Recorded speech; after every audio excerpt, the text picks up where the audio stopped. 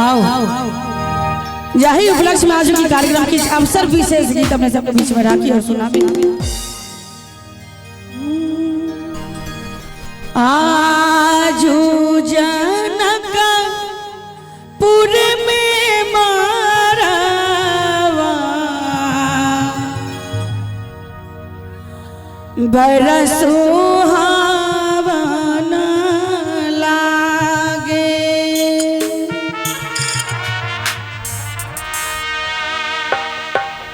आजू जनकपुर में मारवा बरसो हवन लागे सीता के चढ़ई छन हरा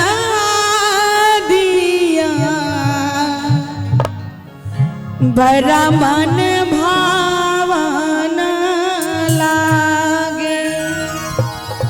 सब गोटे मीठ मीठ ताली के संग सहयोग दे कहवे आजू जनकपुर में मारवा बड़ा सुहावन लागे। आजू जनकपुर में मारवा बड़ा सुहावन लागे सीता के चढ़ई छन हरा दिया बड़ा मन भावन लागे। सीता के चढ़ई छन हरा दिया बड़ा मन भावन लागे।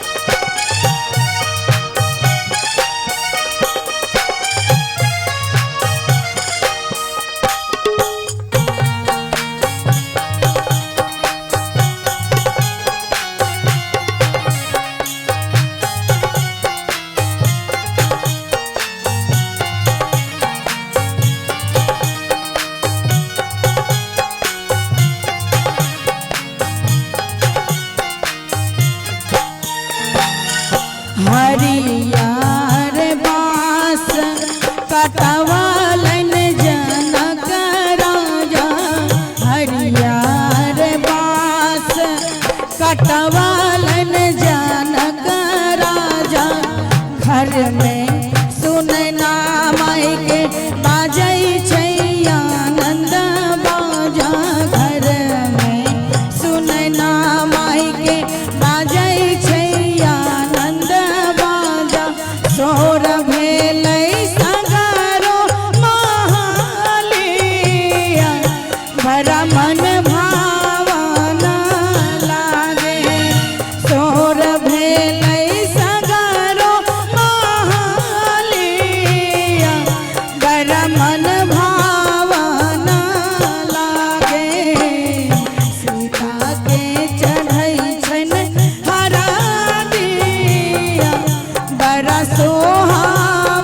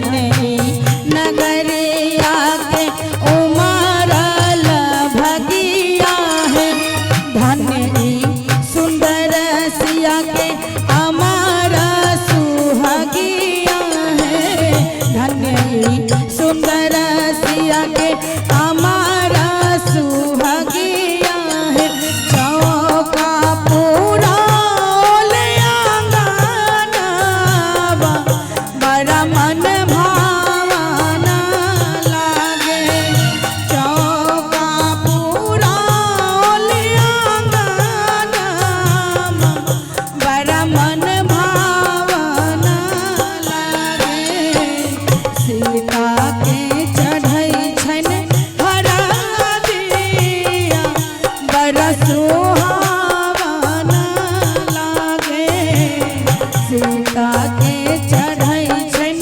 हरा दिया बड़ा सुहावना लागे।